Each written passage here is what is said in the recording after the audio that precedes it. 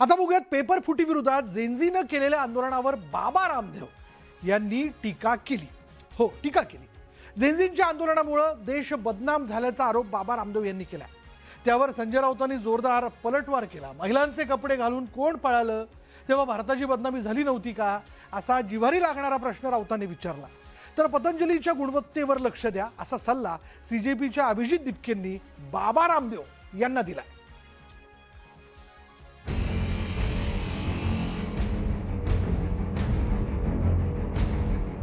योगगुरू असलेले बाबा रामदेव चांगलेच जेनझीवर संतापले. तसं पाहिलं तर नियमित योगांमुळे राग नियंत्रणात येतो. मात्र सतत योगा करणारे योगगुरू बाबा रामदेव यांचा जेनझीवरचा राग बाहेर आलाच. पेपरफुटीमुळे संतप्त झालेल्या जेएनझीचं धर्मेंद्र प्रधान यांच्या राजीनाम्यासाठी जंतर मंतरसह देशभरात त्यांनी आंदोलन केलं. त्या आंदोलनामध्ये जेएनझीनं लक्षवेधी पोस्टर्स तयार केले. इंस्टाग्रामवर अभिनव अशा रील्स टाकल्या. मात्र काही जेएनझींची भाषा चुकीची होती. त्याच भाषेवर बाबा रामदेव यांनी आक्षेप घेतला.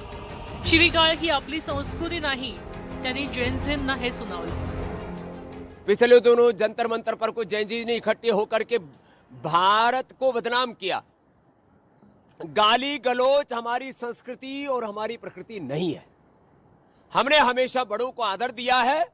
माता पिता गुरु और बड़ों के बताए पथ पर हम आगे बढ़े हैं. महाजनों येन गता सपंथा महाभारत में कहा और श्रीमद् भगवद गीता में कहा यद्यदाचरति श्रेष्ठ तत्तदैवतरो जना सत प्रमाणम कुरुते लोकस्तदनु वर्तते. इसलिए अपने बड़ों को आदर दे, गौरव दे और किसी भी प्रकार से कोई असहमतियां हो तो असहमति को भी डेमोक्रेटिक और संवैधानिक लोकतांत्रिक तरीके से. बाबा रामदेव यांनी जेएनझीवर सात्विक संताप व्यक्त केल्यावर ठाकरेंच्या सेनेचे संजय राऊत मैदानात उतरले. त्याचं कारणही तसंच होतं. उद्धव ठाकरे, संजय राऊत यांनी दिल्लीत जाऊन जेएनझीच्या आंदोलनाला पाठिंबा दिला होता. शिवाजी पार्कवरच्या आंदोलकांसोबत असल्याचं उद्धव ठाकरे, राज ठाकरे यांनी सांगितलं होतं. धर्मेंद्र प्रधान यांच्या राजीनाम्यानंतर दादरमध्ये तिरंगा मार्चच्या माध्यमातून ठाकरेंची शिवसेना आणि मनसेचं जेएनझींसोबत जल्लोष केला होता.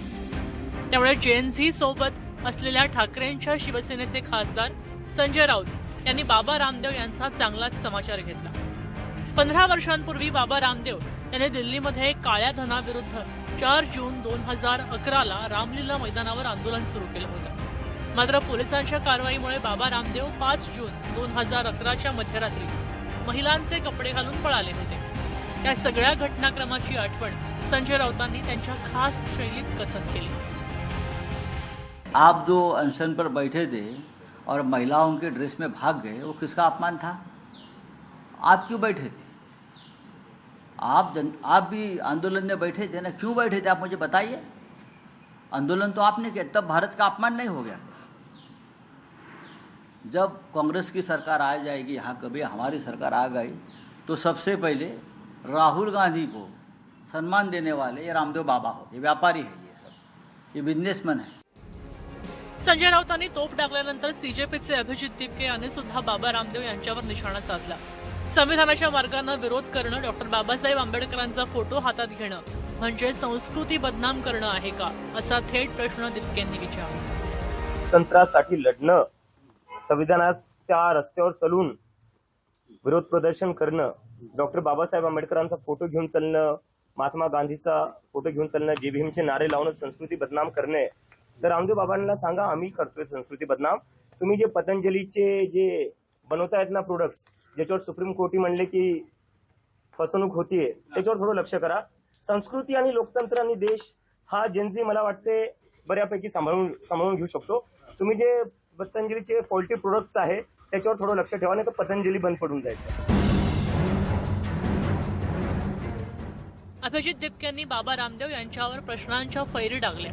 मात्र देशाचा कारभार रस्त्यावर आंदोलनातून नव्हे तर संसद आणि संविधानाच्या चौकटीत चालतो, हा महत्त्वाचा मुद्दा बाबा रामदेव यांनी मांडला. जर तेव्हा युवकांचा आवाज ऐकला जात नाही, युवकांसोबत संवाद साधला जात नाही, तेव्हा आंदोलन करावं लागतं, असं सीजेपीकडनं सुनावलं गेलं. एकंदरीतच बाबा रामदेव यांच्या राजयोगानंतर संजय राऊतांनी तिखट शब्दात हल्ला केला. त्यामुळे हा वाद लवकरच शमणार नाही हे स्पष्ट होतंय. संतोष गोरे, न्यूज 18 मराठी, मुंबई.